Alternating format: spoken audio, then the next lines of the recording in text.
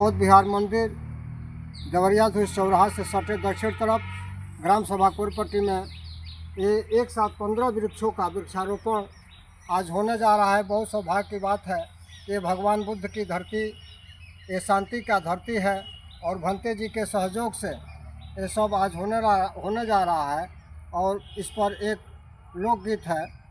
अब की लगी जाई तो सब खोल के पेड़वाए बलराम जी, सब फल से भरल रोहित घरवाए बलराम जी।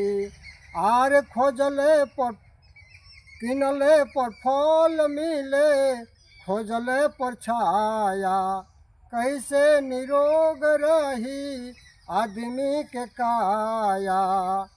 पेड़ पौधा के बिना ढेर फैल रोग हो, बढ़ल प्रदूषण कैसे